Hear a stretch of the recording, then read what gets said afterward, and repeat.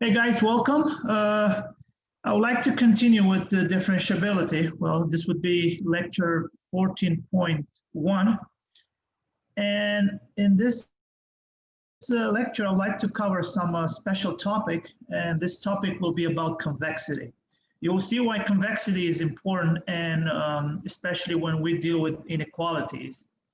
Well, in this lecture, I will only deal with some kind of a discrete inequalities, but also in future lectures, for example, next week when we will talk about integration, you will see how we apply some convexity techniques, such as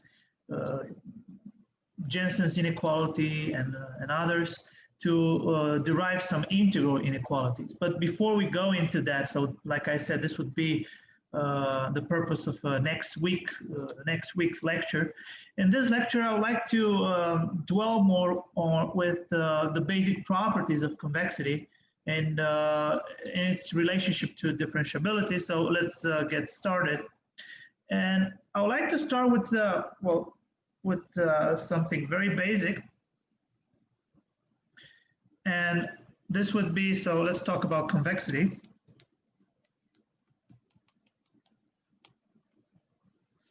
And like I said, this will be important because you will see that, well, you already know from calculus 1 that there is a relationship between convexity and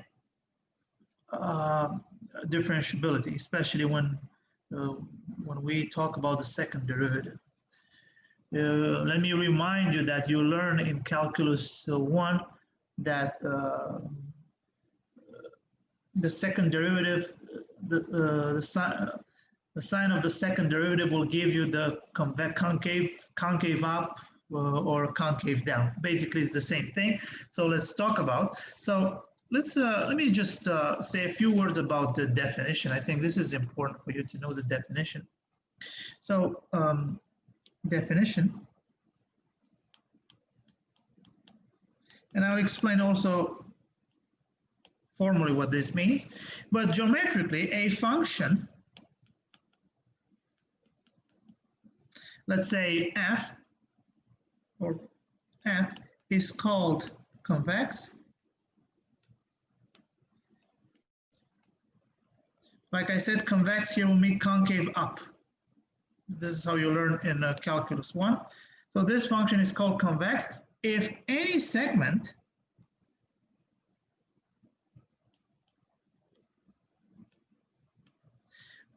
with endpoints on its graph,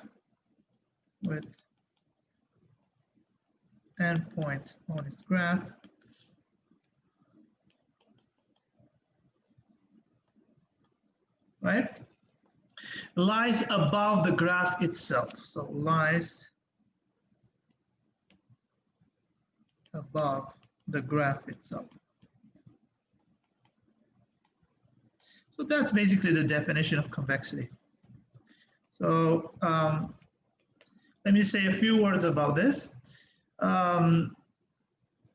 Okay, but before I even talk about some history, let's say also give you the formal definition. So this is the geometric meaning of convexity, but the formal definition says that a function, so formally, let's say a function f, and let's just say that this is defined on an interval I, and real value is called convex, right? If for any xy in I,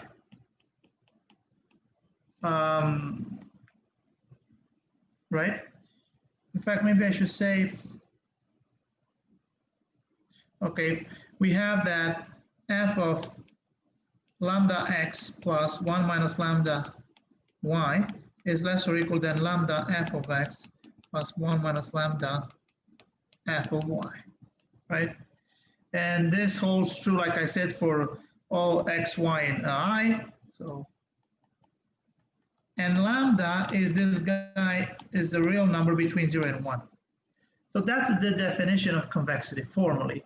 Well, geometrically, as we have said, that the function is convex if any segment with its endpoints on the graph lies above the graph itself. So let's represent this geometrically to see what this means. Also, let me point out a remark before that. Let me remind you that that a set, let's say I, right, is called convex if for any, let's say, x, y, and I,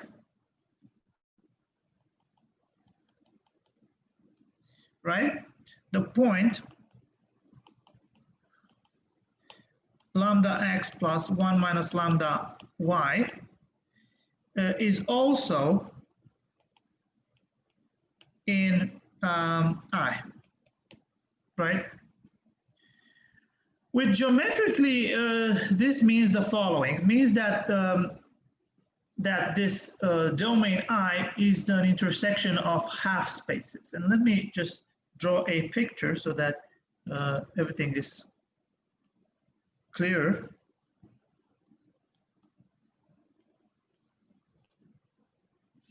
So let's just say we have, oh my God, this is, okay, I'm not gonna call the coordinates now because I have the point X and Y, so I don't want to do that.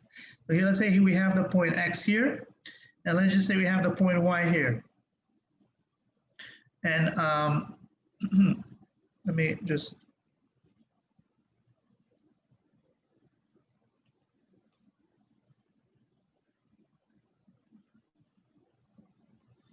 all right.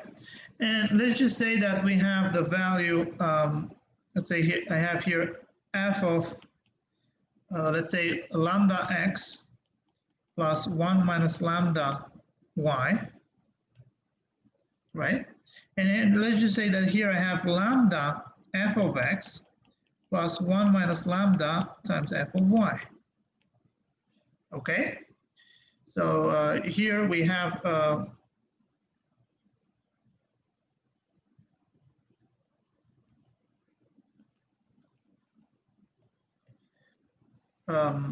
some points, let's say, right?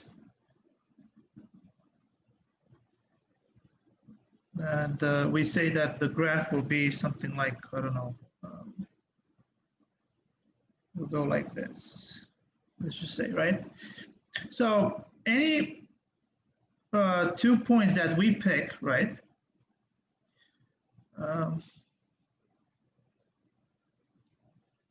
Maybe I should have put something here in between. Let me be more careful here a bit, because here I have also, because here I have also the point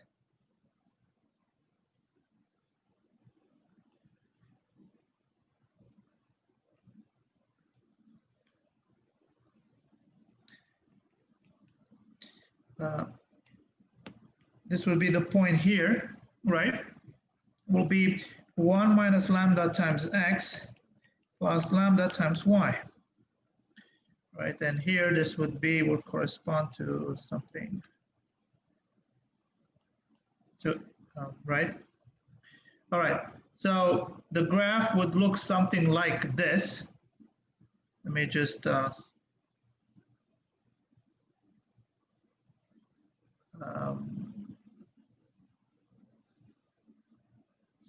I draw it like this? Okay, and now if you take any line segment here, and here, as you can see, lies above the graph. In other words, in popular language, you can say that if the graph goes like this, you can say that it holds the water. Then you say that it is convex. If it doesn't hold the water, then it's concave. And now let's just say that. So a function f is called concave, or in From calculus 1, we call it concave down, but here we just say it's concave. If negative f is convex. And as you can imagine, the sense of inequality here, right, here will just be reversed. So that's the definition.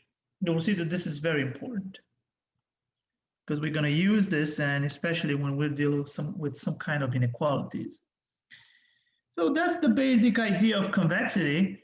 And let me just say a few historic words about this. Surprisingly, it was invented very late. So the first one that came with this notion and wrote the first paper, it was in 1906. It's Jensen is a Danish mathematician. He wrote a paper. I don't recall the exact paper's name. Let me look. Forgot the name.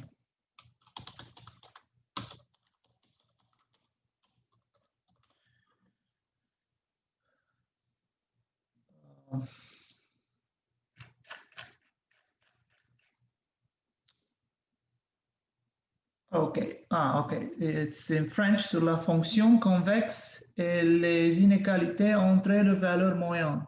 Yeah, okay. So that's the. So basically, it's about convex functions and mean values inequalities. So this was published in Acta Mathematica. So the paper is called about convex functions and mean inequalities.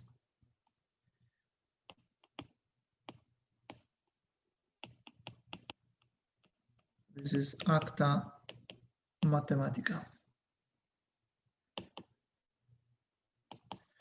These days, this is a top journal. So this is what it was published. Actually, you can find the paper if you click on it. It's you can find it even on Wikipedia. So it's a very nice elementary paper, and you'll see a bunch of inequalities. But like I said, it was basically all the inequalities that you see involving convex functions these days. Well, they stemmed from this paper. Anyway, so let's get going. Like I said, a function is called concave if negative f is convex. Well, and let me point out another remark. If a function, if f is convex and concave at the same time, is concave and convex at the same time,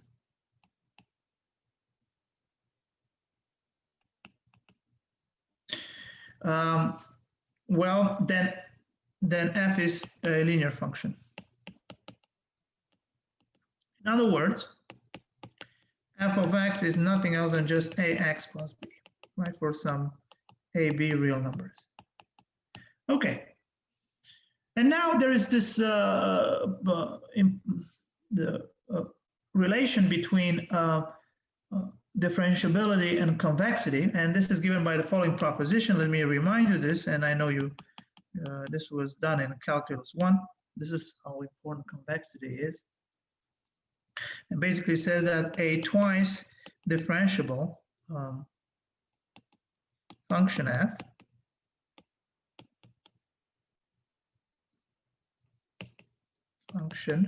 on f on an interval I, so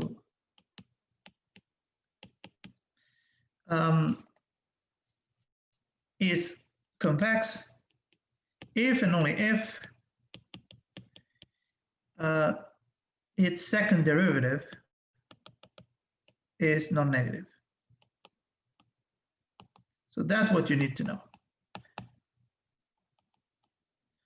Is non-negative. Okay, you know this from calculus 1 already. Basically, in other words, let me write it here. F is convex if and only if f prime of x is greater or equal to 0 for all x in I. And of course, f is concave if and only if the second derivative, right, is not negative for all x in I. So that's what you need to know. These are the, and we will use this. All right. Now,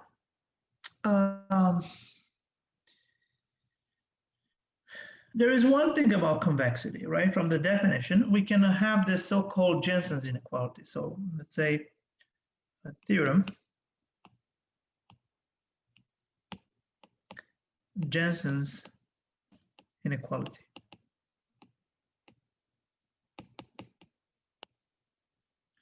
And also we can have two versions here. So, so if f is defined on the interval I, real valued is convex, then the following inequality holds true.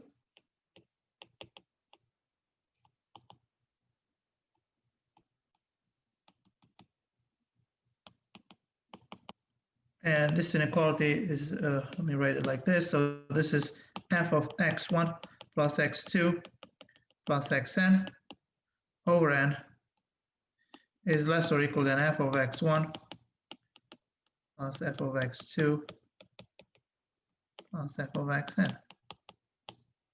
Everything over n. How beautiful this is. For all x1, x2, xn in I.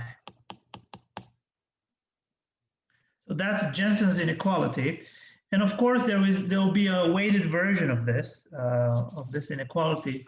Well, if you look at it carefully, you see we have the arithmetic mean of the numbers x1, xi, and also we have the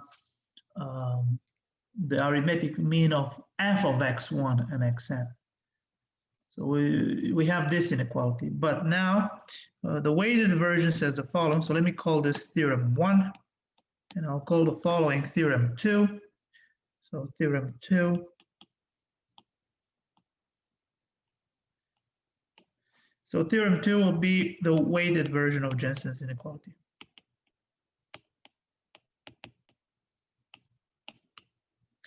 And you will see a lot of applications of this, and I'll discuss a bunch of them, of Jensen's inequality, because this will be important.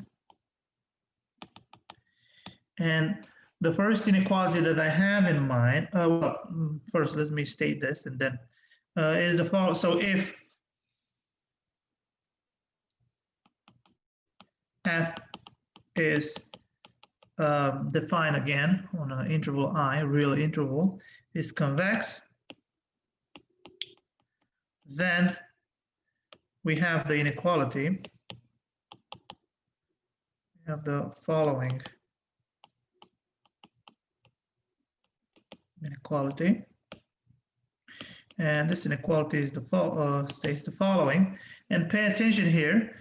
We're gonna write it in this way. So we have that f of lambda 1 x1 plus lambda 2 x2 plus lambda n xn will be less or equal than lambda 1 f of x1 plus lambda 2 f of x2 and plus lambda n f of xn. And this is this holds for all x1, x2, xn in I. And these lambdas are positive, right?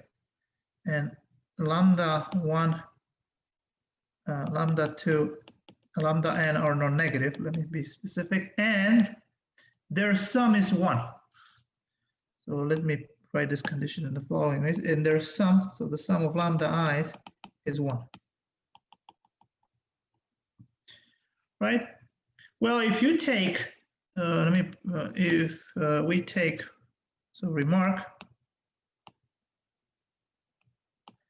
for lambda 1 equals lambda 2 equals lambda n equals 1 over n, right? Because all these numbers add up to 1, we obtain theorem 1.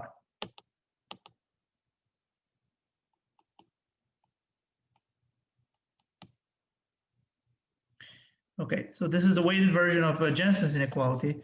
And now let's see some applications. I would like to show you two applications, and these inequalities will be very important because we will discuss also the integral versions of these inequalities, especially of one of them. And so application 1, let me put it this way. So the first application I have in mind is the weighted Amg inequality. Well, we have done, I think, in the first or the second lecture, we've discussed about the Amgm inequality, as you know it, right? But now I'm going to give you the weighted version. So the inequality says the following. So given, let's say the positive numbers x1, xn,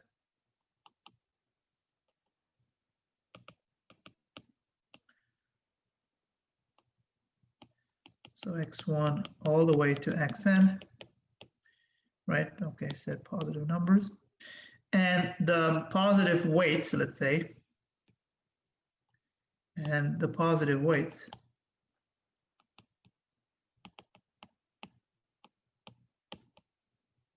lambda 1, lambda 2, lambda n, right?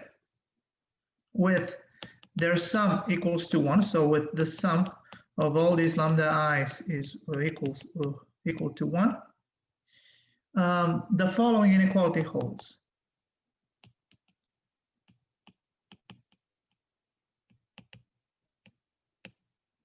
And this inequality says the following. So it says that lambda 1 x1 plus lambda 2 x2 plus all the way lambda n xn is greater or equal than x1 to lambda 1, x2 to lambda 2, and all the way to xn to lambda n, right? So that's the inequality.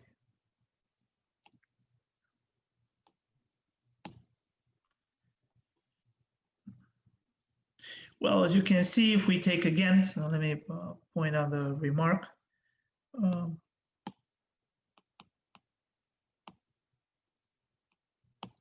For lambda 1 equals lambda 2 equals lambda n equals 1 over n, we obtain the classical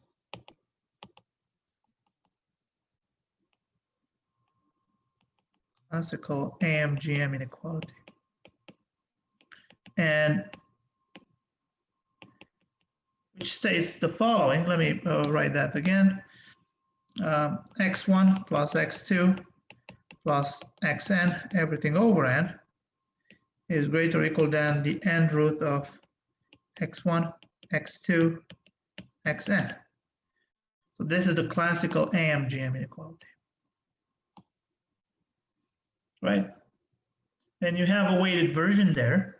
And let me point out that this weights just have to be positive. Wait, this is a lambda here, not an x. Okay.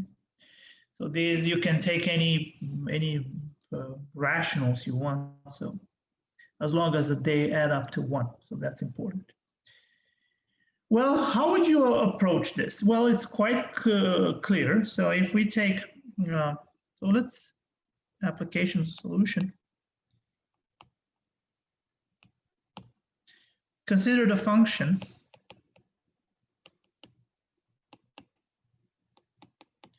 and let's just say the function is f of x equals ln of x, right? F defined on 0 infinity, a real value, let's say, right? And now let's just see the first derivative is clearly f prime of x is 1 over x, and f second prime of x is negative 1 over x squared, which is negative. So f is concave. And now by the weighted version of Jensen's inequality,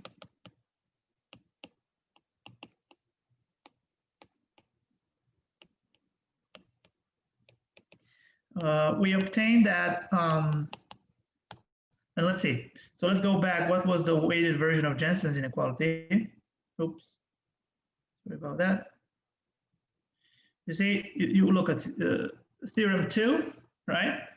We have all these weights here. You see them, lambda 1 and all the way to lambda n. And now we apply this, and we'll get the following. So so it's concave. So this means that, so let me write it. F of lambda 1 x1 plus lambda 2 x2 plus lambda n xn is greater or equal, right? We reverse the sign of inequality since the function is concave. Keep that in mind. Lambda 1 f of x1 plus lambda 2 f of x2 plus lambda n f of xn. So this will translate into, well, keep in mind that our function is ln of x, so it's ln of, or log, or whatever you want to consider, is, let me write it this way, the sum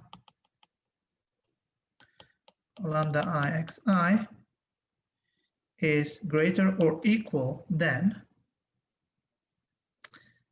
the sum of lambda I ln of xi. Well, clearly, if you do the basic operations with, or you can write this as, okay, let me be even more specific. So this is nothing else than the sum by applying the properties of the logarithm. So this would be ln of xi to lambda I, right? And now using the fact that, which will give us, wait, let's just add all these. So this will be the ln of the product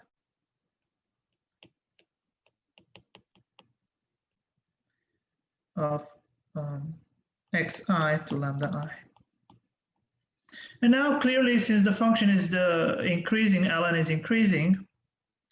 So since ln is increasing, it follows that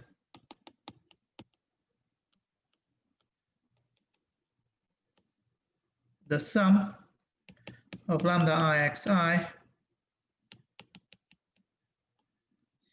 is greater or equal than the product of lambda xi to lambda I, right? So that's the inequality we wanted to prove. See, as you can see, it was just an application of the Jensen's inequality. And again, clearly you can obtain the classical AMGM. So that's exactly what we wanted to prove, right? As you can see here. All right, so that's the first application that I had in mind. Now let me give you another application, very important. So the second application, because we will use this inequality at some point. This is Holder's inequality.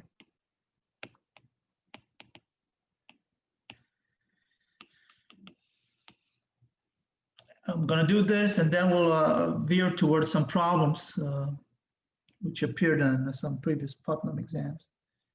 All of these applications are given in the paper of Jensen's, all of them. He even goes with the integral version and so on. Now that I look at the paper, yeah. All right, so Holder's inequality says the following. If x1, x2, xn, and y1, y2, yn, let's say, right? are positive reals. I'm just gonna put positive reals because I don't want to deal with absolute value, but if I put reals, I will take the absolute value. But anyway, so these are positive reals, and I'm going to consider these two numbers P and Q positive, such that 1 over P plus 1 over Q is 1. Then we have the following inequality, and I'm going to write it in this way. But like I said, I could have put the absolute value here, but I'm going to write it like this. So it's the sum of xi, yi. Again, I should have put the absolute value here inside, but it doesn't really. Okay, let me put it. Right, is less or equal than the sum of, here, again, I'm going to put the absolute value, but 1 over P, and the sum of yi to the q, everything to the power 1 over q. Right, so this is what we call the one norm of the two. Okay, let me put it this way. So it's x, y less or equal than the p norm of x times the q norm of y. So that's the Holder's inequality. So if you want to put it this way. So keep this in mind. And why am I writing in this way? Well, like I said, it's redundant for me to put the absolute value here because I consider the numbers to be positive. But if I just if the numbers were reals, this is how you were supposed to write it. And now I'm gonna point out a remark here before I prove this. So a remark is that this inequality, you can obtain Cauchy-Schwarz immediately. So for P equals Q equals 2, right? Because 1/2 plus 1/2 is 1. Holder's inequality, right, implies, let me put it this way, the Cauchy-Schwarz inequality. Implies Cauchy-Schwarz inequality.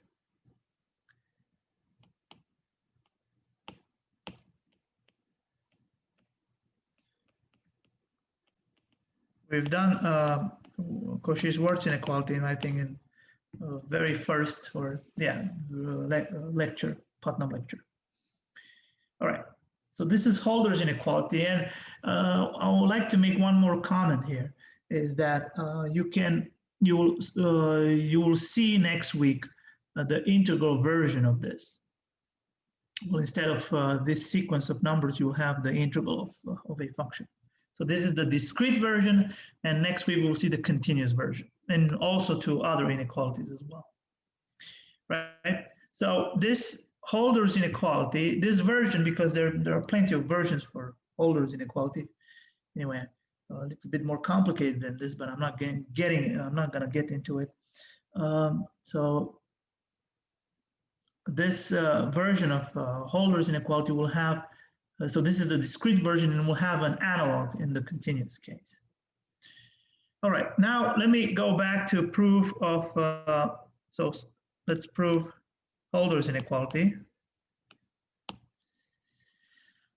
Okay, so how we're supposed to, but before we go into this, let me tell you something.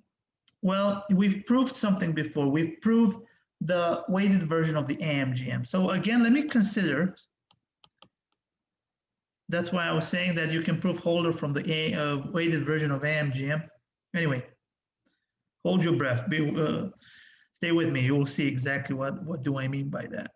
So consider the function f of x. Again, f of x is ln of x. We know this is concave, which is concave, right? We have previously seen this. But now let's do something here. So now, well, we will apply the following. So by basically by the definition. So it follows that by the definition. Well, I could have said weighted version of Jensen's inequality, but anyway, it's equivalent to the definition. It follows that, let's be careful here. So ln of, how should I say?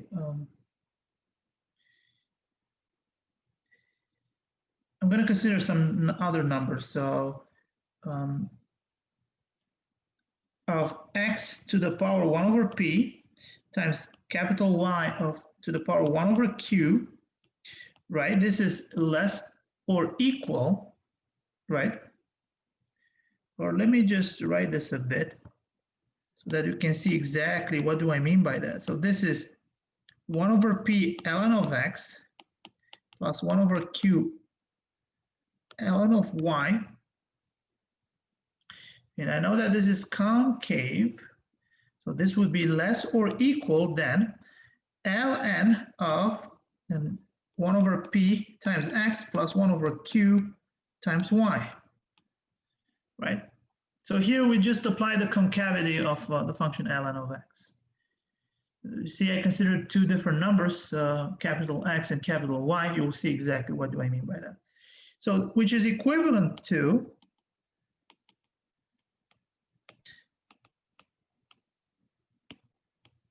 so this would give us, let's see, since the function ln is increasing again, so we'll have x to the power 1 over p, y to the power 1 over q. This would be less or equal than 1 over p times x plus 1 over q times y. All right, so this is the inequality we have derived. Anyway, there was a plan.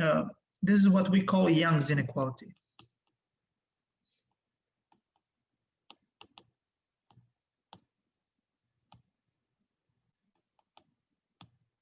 Okay. Well, clearly you can generalize this for n numbers, but anyway, we, like I said, we restrict two sequences of numbers. And now we're gonna put x to be, capital X to be the sum of xi's to the power p. Again, I don't want to consider the absolute values since they're positive. And this guy will give me the their sum to the power q. And now, let's see what do we have. So we want to apply Young's inequality. Let's call this y. So by y, we have, oh my, so now let's replace it.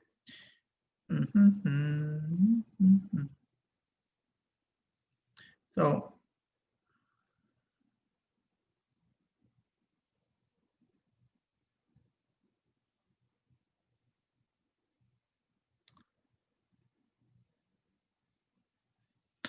let's see. So we're gonna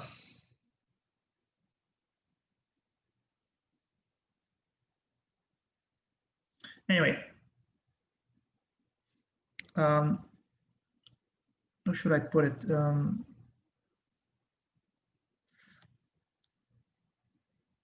1 over xy, right? I'm going to write it in this way. In fact, no. So we have x to the power 1 over p. So we're going to write 1 over x, capital X to the power 1 over p times y to the power 1 over q times the sum of xi, yi, right? So this guy will be equal to, that's the trick in fact, then the sum of, and now let's be careful here. So this will be xi to the power p. So not capital X, so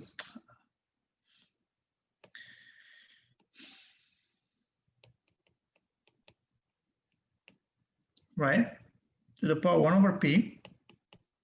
So I can write it in this way, right? Times, and here I should be careful, the same thing goes with yi to the power q, everything over y, every to the power 1 over q. Okay, I think this makes sense. All right, that's great. And now by Young's inequality, I'm going to apply it right here. This would give us, let's see what this will give. This will give us the following. So this would be the sum of 1 over p times xi to the p over x plus 1 over q times yi to the q over capital Y. And now this would give us, if you just look at this guy here, the sum will be just, this will be nothing else than just 1 over p plus 1 over q, which is 1, right? So now let's see, what did we prove? So we have proved that, so it follows that the sum of xi, yi is less or equal than x to the power 1 over p times y to the power 1 over q, which is, guess what, exactly what we needed.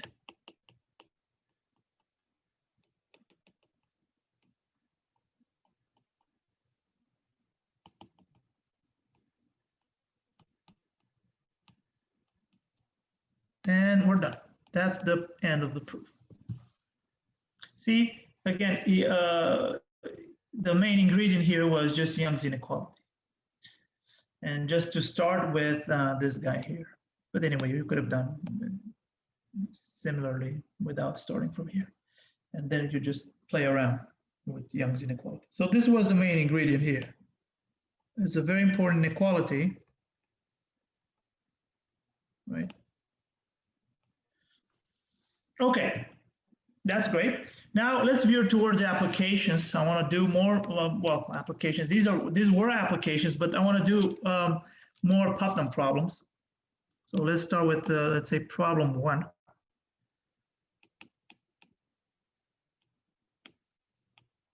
Which was a Putnam A5 in 1978.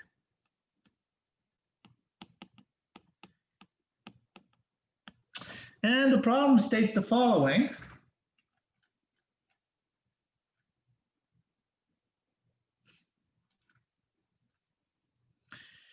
It says that let 0 less than xi less than pi for I from 1 all the way to n. And we set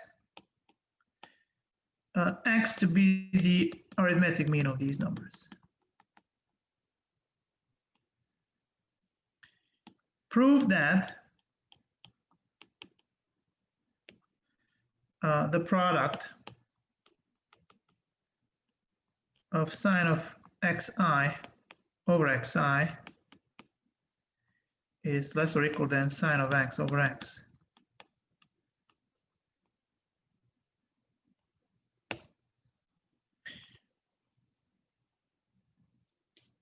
So, well, as you can see here, it's pretty much similar to the proof, if you want to look at it, of the arithmetic geometric mean inequality, right? So let's see. You see, if we take the log here, so basically the inequality will transform in a sum. So maybe we should consider from the beginning. So consider the function. Let's just say g of x to be ln of sine of x over x. Why not?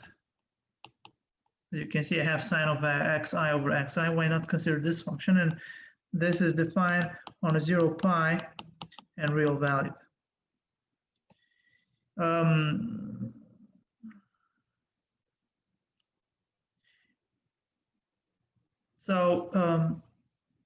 This is ln of sine of x minus ln of x. So if you compute this, so we have that the second derivative will be, let's see,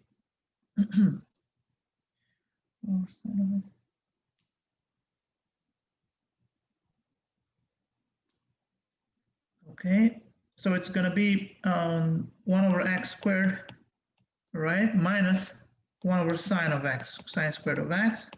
And this guy is less than 0, because we know that sine of x is less than x, right? For all x between 0 and pi over 2, 0 and pi, sorry. So this function, so g of x, so g is concave. So by Jensen's inequality, or theorem 1,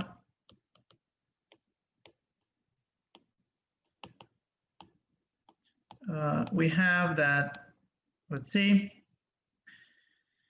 now let's write it, g of x1 plus g of x2 plus g of xn over n is less or equal, because g is concave, than g of x1 plus x2 plus xn over n.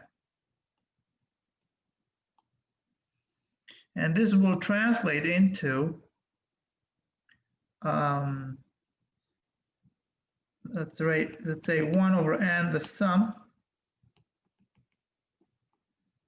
of ln of sine of xi over xi will be less or equal than ln of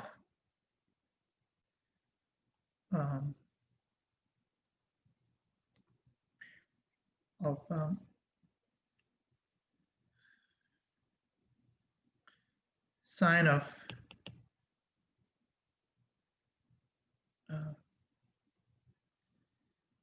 the sum of xi over n, right, over the sum of xi over n, right? Or if you want, we can write this, because we know, so this, the arithmetic sum is, so this is ln of sine of x over x. And this guy here will be nothing else than just 1 over n times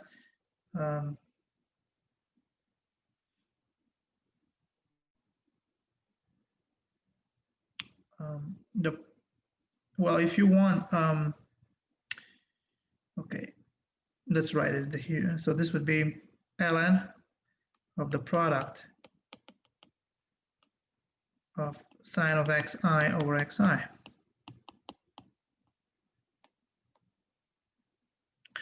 All right, so our inequality is finally equivalent to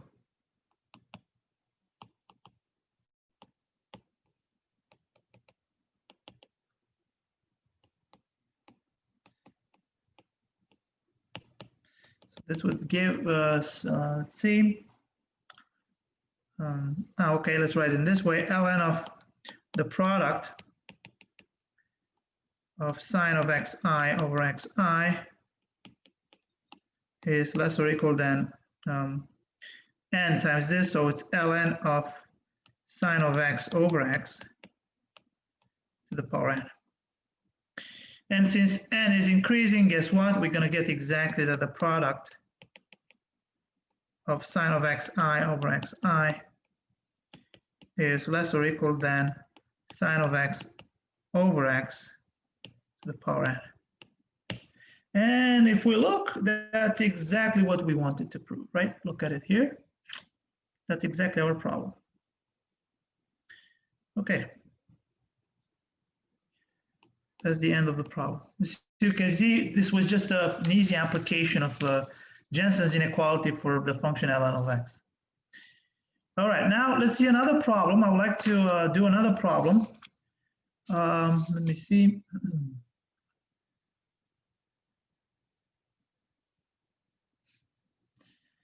All right, so problem 2. This was a Putnam B5, wow, in 1980.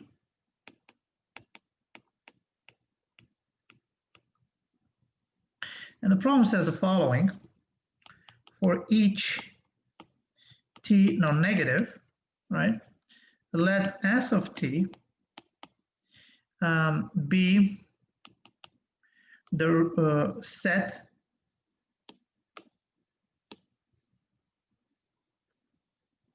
this is be the set of all non-negative increasing convex continuous real valued functions.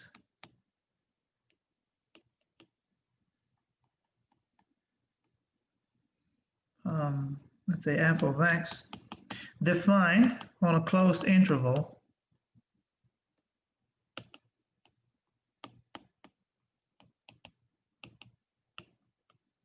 (0, 1),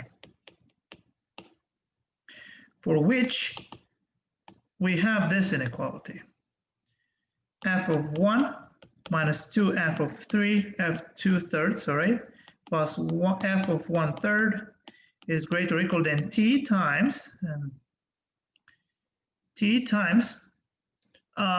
f of 2/3 minus 2 f of 1/3 plus f of 0.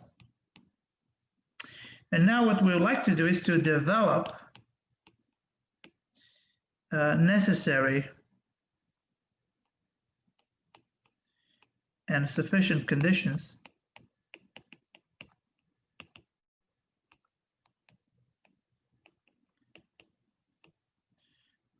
on t for s of t, for st to be closed under multiplication. This is a very interesting problem. All right, I want you to look at it.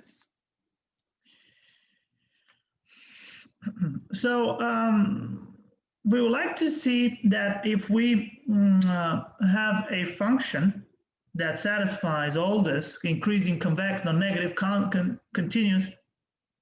Anyway, there is one thing that I would like to point out, and I think I haven't pointed this one out, that if you have a function defined on a, so let me point out this remark first, and before we go. So if f is defined on 0, 1, it's a closed interval, it's convex, implies that f is continuous on the open interval 0, 1. So that's a theorem. Well, right, so if you have a function which is defined on a convex function which is defined on a closed interval and it's convex, then it's continuous on the open interval. Anyway, it's just a remark. It's redundant here, but because you can say convex and continuous only at the endpoint. So if I have this set of all these functions that satisfy this inequality, we would like to see for what this will happen, for which functions this is closed under, for what t this st is closed under multiplication. So we'd like to see that.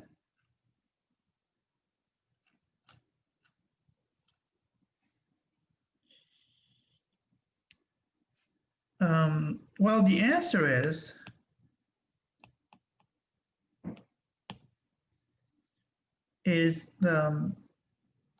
so the answer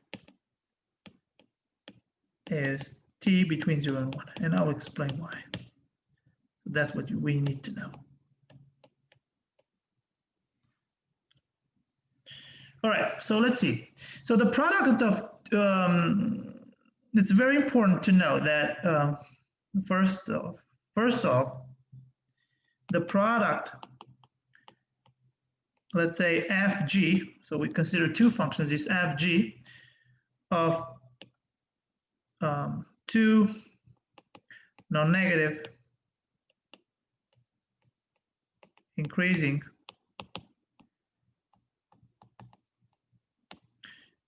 continuous real valued functions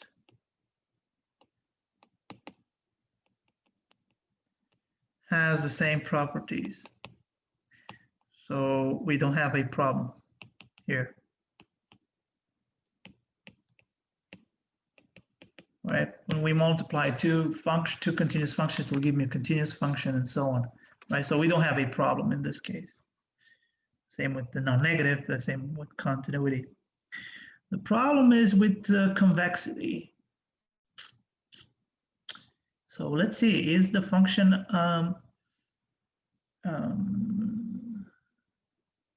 the product of two convex functions is convex, and also we need to see if this inequality holds true. And now we will prove the necessity, and then we'll prove the converse, the sufficiency. All right, so now we're going to use the following facts, and I'd like you to pay attention. So fact, because this will be important.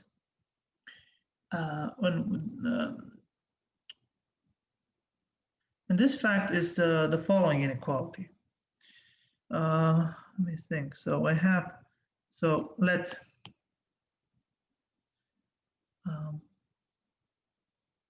so I want to show that f and g are convex. So let's say I have two numbers. Let's say four numbers: 0 less or equal than a less or equal than c, and 0 less or equal than b less or equal than d. Then we have the inequality AD plus BC is less or equal than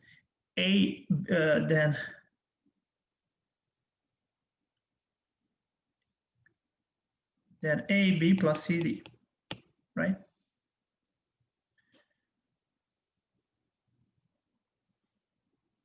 Yes, I think it's quite clear.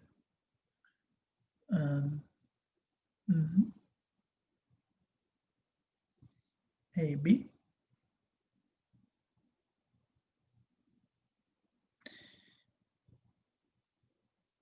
Anyway, so it clearly shows that using this fact, I'll leave this to you as a proof exercise. This clearly shows that the product is convex. So from this, it follows that fg is a convex function.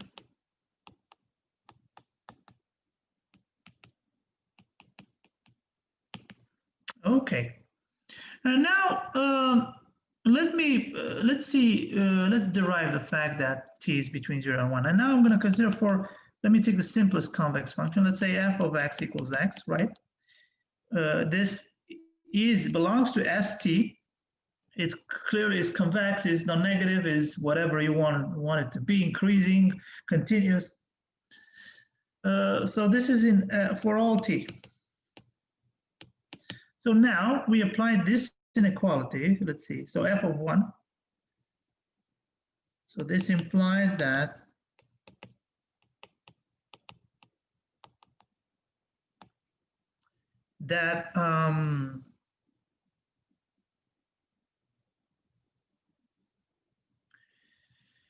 let's see the inequality. So f of 1 minus 2f2 of 3 plus, okay. So f of 1.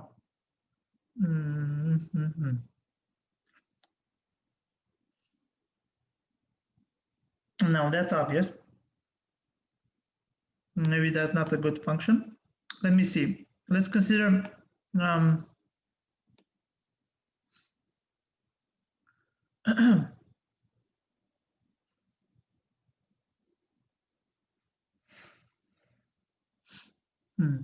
so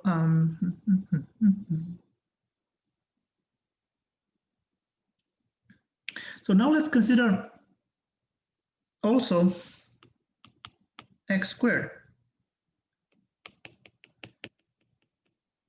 is in ST, right? So if we replace, so we have f of 1, so we have f of 1 minus 2f of, okay, so we have that 2 over 9, right, will be equal to, and 1 minus 2 times 4 over 9 plus 1 over 9, so I'm going to write it in this way, which is greater or equal than t 4 over 9 minus 2 times 1 over 9. And this will give us 2t over 9. All right, so from here it's clearly t is between 0 and 1. So that's the necessity. Now for sufficiency, so for the converse, we have that we let t between 0 and 1. So we want to show that if I have t in 0 and 1, then I'll have that inequality. And let me define the following. So for a real valued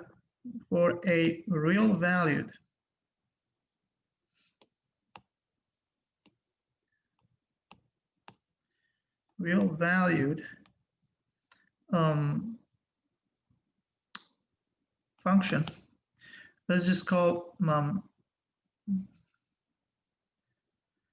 function, let's say h on 0, 1. So we have this function defined on 0, 1. We consider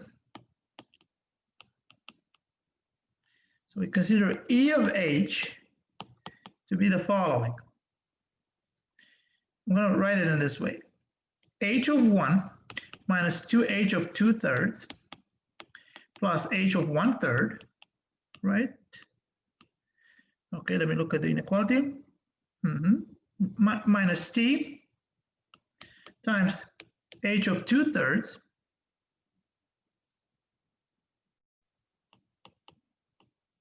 right, minus 2h of 1/3 plus h of 0. And right, and pay attention, this holds for t in 0, 1.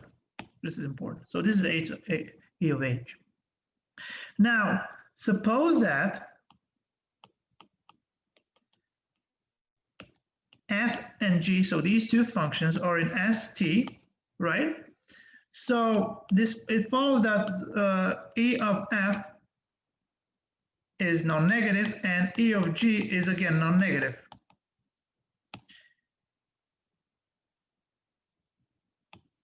Then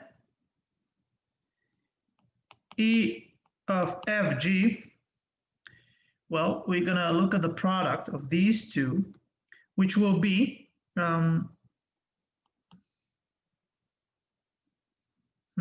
so this would be e of fg. So g of 2/3 times e of f plus f of 1/3 e of g, right? Plus, and you should be careful here, this would be f of 1 minus f of 1/3 times g of 1 minus g of 2/3. I hope I did computations correctly here. All right, minus, anyway, we'll see, t times f of 1/3 minus f of 0, and this is g of 2/3 minus g of 0. Anyway, let me check quick.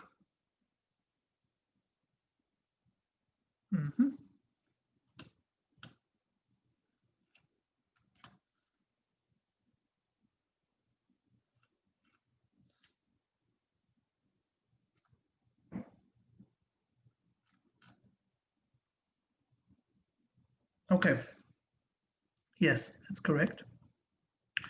All right, so we have this. By convexity,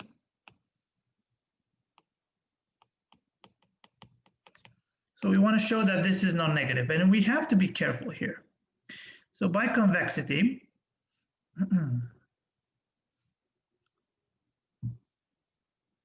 we have that f of 1, I'm going to write it in this way and then I'll explain it, minus f of 1/3, right, is greater or equal than 2 times f of 1/3 minus f of 0.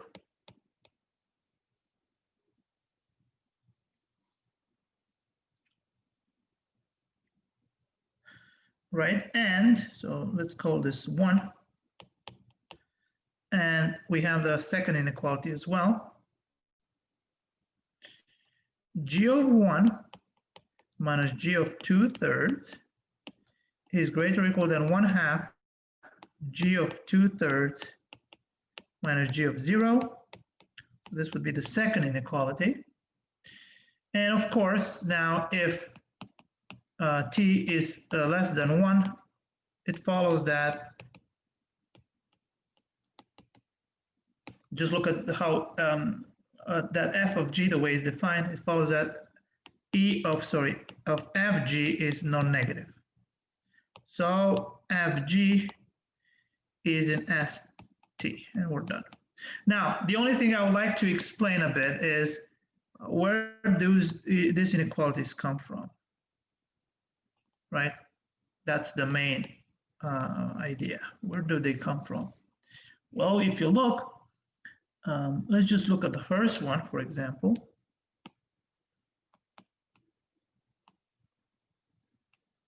So the first one, let's say, let me write it in this way: f of 1 plus 2f of 0 is greater or equal than 3f of 1/3. Well, if you look, I'm just going to write this in the following way. So this is f of 1 plus f of 0 plus f of 0. So I do this trick. And this will be greater or equal by convexity than f of, over 3. Let me write it in. Let me write like this. So this is f of 1 plus f of 0 plus f of 0. We're going to write it in this way. But now we have the following, but since f is convex, by Jensen's inequality, so this is where we use Jensen's inequality, we have that f of 1 plus f of 0 plus f of 0, everything over 3, is greater or equal than f of 1 plus 0 plus 0 over 3, which is nothing else than f of 1/3. Well, guess what? It is nothing else than just the inequality, just inequality 1. The same thing goes for the second one. Now I'll leave this to you. Well, it's basically the same. The only difference is that you have a 2/3 there, but I'll leave this to you as an exercise. So the second inequality is for you an exercise to prove. Again, you use the same idea as this one here, right? It was a very nice problem, very tricky, I would say. Right? And there was another problem that I wanted to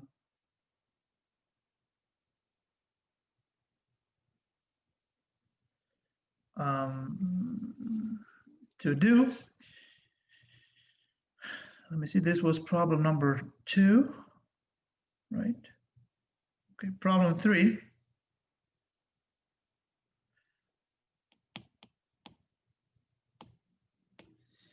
Was a Putnam A2. I think I've done this problem, but I'm going to do it again in 2003. And the problem states the following. Let me see, although I know it by heart, but anyway, I'm not going to start looking for it right now. So let A1, A2, AN positive and B1, B2, BN positive numbers show that, and I'm going to write it in this way, that the nth root of the product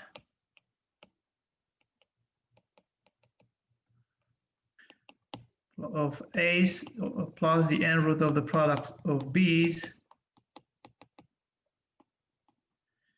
is less or equal than the nth root of the product of the sum of AK and BK. All right, so this was the problem. It was a Putnam problem. It was an easy one, and we've solved this problem using the arithmetic geometric mean inequality. If you remember, we've done this. But now, is there a way for us to do it in a different way? Maybe we can, well, if it was done by arithmetic geometric mean inequality, and since the Mgm inequality can be proven using convexity, then we can also imply convexity. But let me show you a trick here. Consider the following function. All right, clearly if I divide, well, it is enough to show that the product of 1 plus xk is greater or equal than 1 plus the nth root of the product of xk, everything to the power n. I think that's enough. And why this is enough? Well, you can take xk to be ak, well, to be ak over bk, we obtain the given inequality.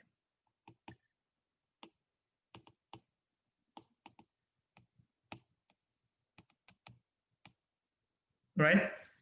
So it is enough for us to show this.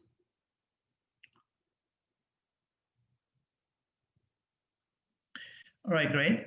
Now let me consider the following function.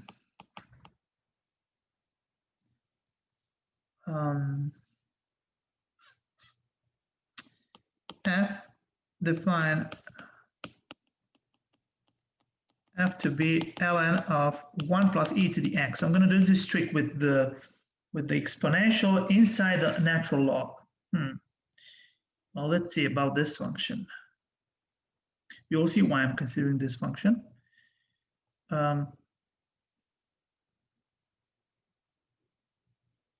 Let's compute the derivatives.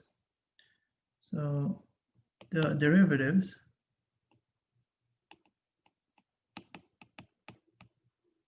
are given by, so let's see, f prime of x will be 1 over 1 plus e to the x times e to the x, right? So this is e to the x over 1 plus e to the x. And now,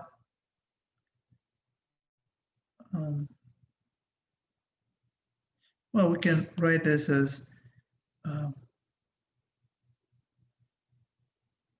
1 minus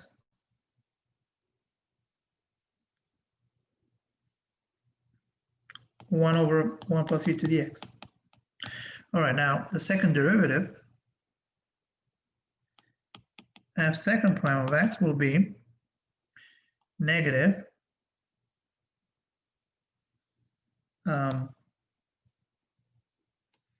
1 over 1 plus e to the x squared, right? So 1 over u is negative 1 over x times e to the x. So this would be e to the x over 1 plus e to the x squared, which is positive. So f is convex. That's great. So this is a convex function. So let's apply Jensen's inequality. So by Jensen's inequality,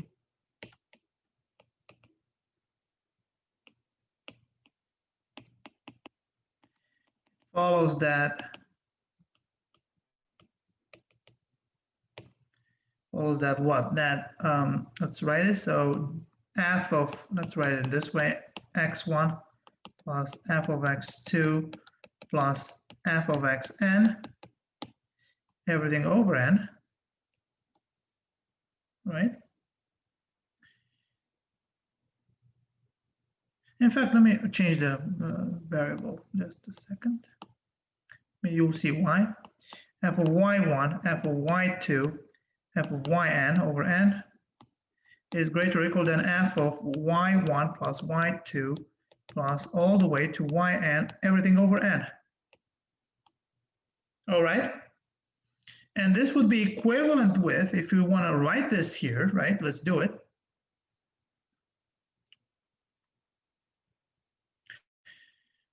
This would be with equal to with equivalent with 1/n the sum of ln of 1 plus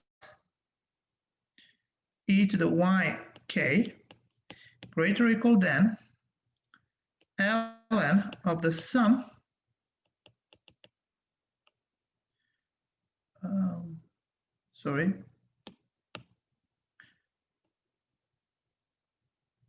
ln of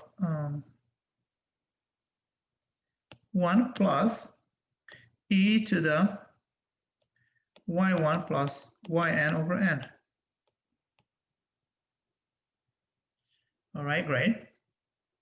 Let's play around with this. This will be equivalent with the following.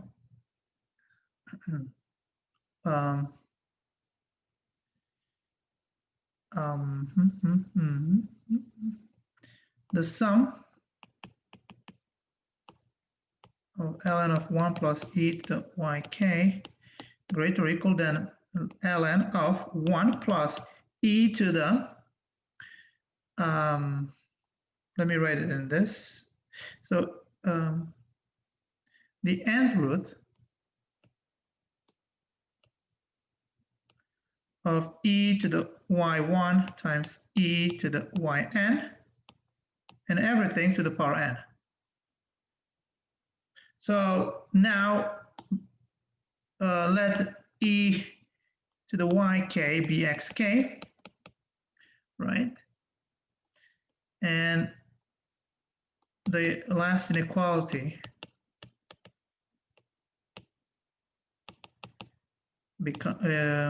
becomes, let's see,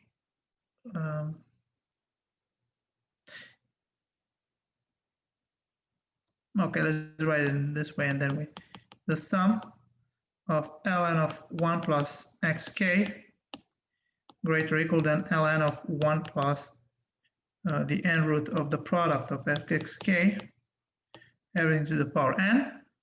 But this will be further equivalent with ln of the product of 1 plus xk greater or equal than ln of the 1 plus the n root of the product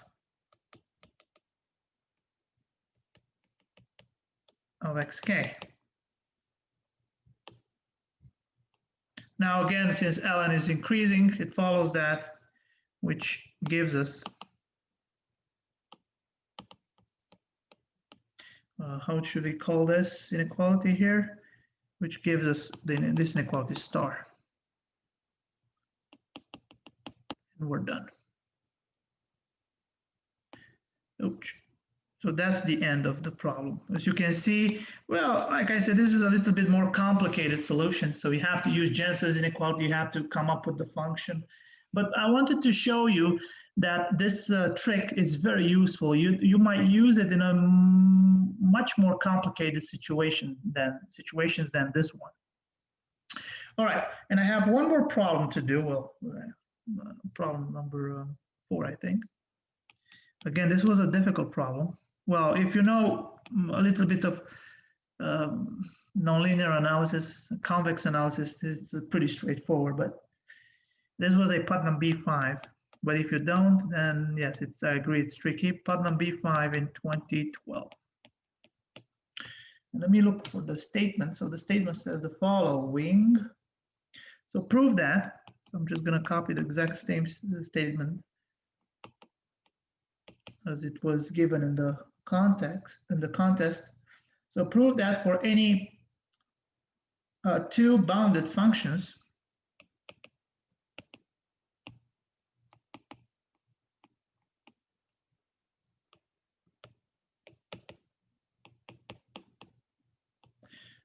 let's say G1 and G2, so they're defined on R and with values in 1 infinity. for obvious reasons. You'll see why. There exist functions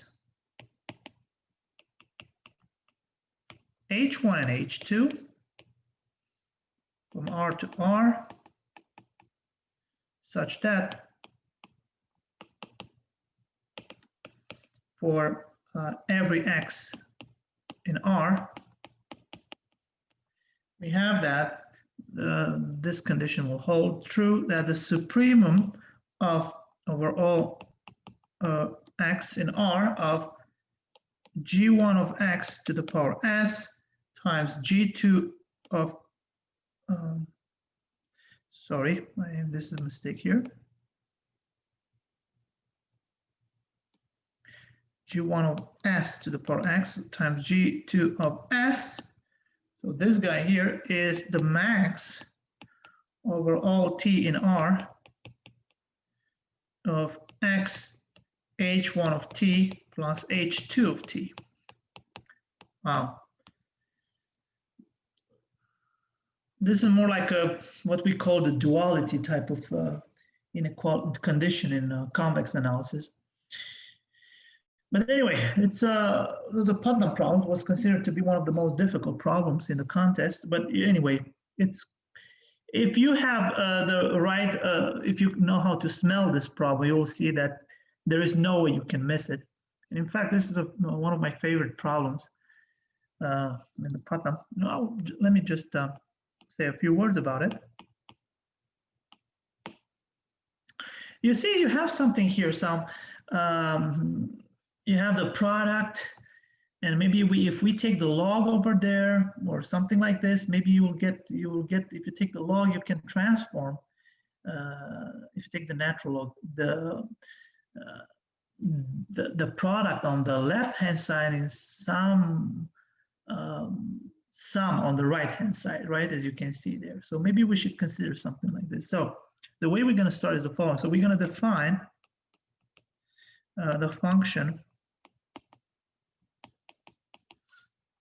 and the way I'm going to define the function f of x, and f of x will be defined the following. So I'm going to take the supremum over all x in R, and this would be of the following. So the supremum of x log, or for obvious reasons, of g1 of s plus log, when I say log here, I mean natural log, of g2 of s. Okay. So I'm going to consider the supremum of this. Well, as you can see, first of all, are we allowed to consider the supremum of this function inside? You see, I have a function here inside. And what I'm doing, I'm considering the supremum of this. Well, why are we, so as a function of x, so this as a function of x, so this is a supremum of, this is a collection. So here, this guy here, this is a collection of affine functions.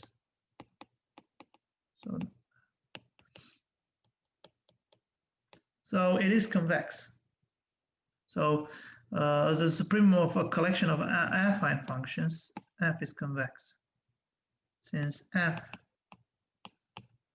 is the supremum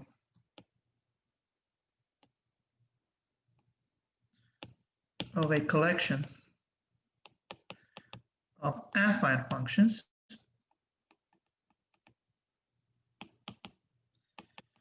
it follows that f is convex.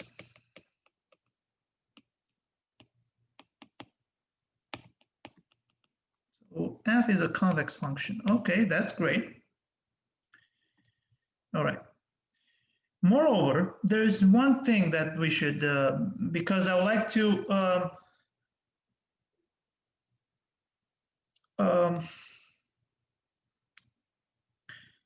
get rid of that log at some point, right? Because I need the product. So to get rid of the log, we need some exponential, right?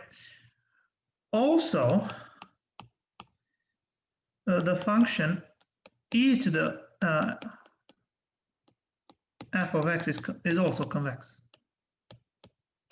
That's important. Well, I will leave this to you as an exercise. The way we prove this is, well, you can use the weighted, in fact, let me do it. Why not? How are we gonna do this? Well, this can be proved by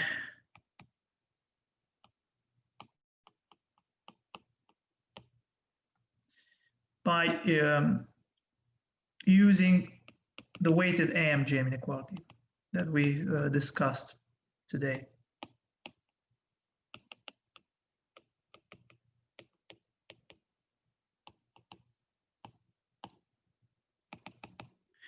Which is the following. So I'm going to write it in this way. So it's t e to the f of x1 plus 1 minus t e to the f of x2 is greater or equal. Now I'm going to use the weighted AMGMs. It's e to the t, right? F of x1 plus 1 minus t f of x2. Right, so this is the weighted AMGM inequality. But now since f is convex, so this is where I apply the weighted AMGM. So now I'm going to apply the convexity.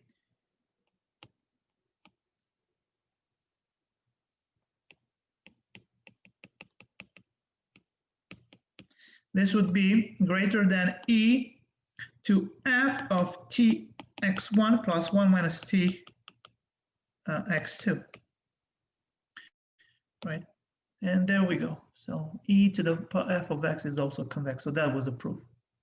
All right, and now here comes the trick. Well, it's a classical trick in convex analysis. For each t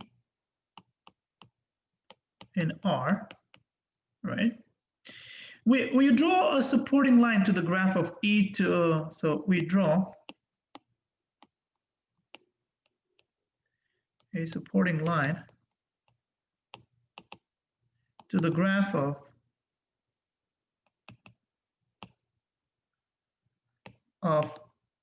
e to the power f of x at the point x equals t. So that's what we're doing. And this line has, so this line has the form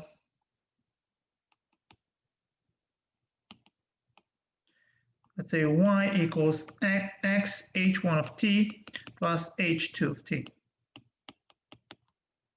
for some h1 of t and h2 of t in R. So for all x in R, we then have well, clearly the supremum as it was defined over all x in R of g1 of x to the power x times g2 of s. This will be greater or equal than x times h1 of t plus h2 of t. With equality, like I said, if and only if x equals t. Well, at this point, the conclusion is done. So you just take the max and that's it. So the conclusion follows immediately. Very nice problem. Tricky, I would say.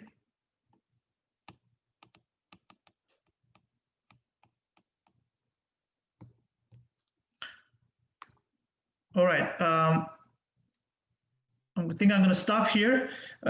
This will be followed by 2 recitations. So we had 2 lectures for differentiability. Well, I wanted to discuss about convexity and stuff like that.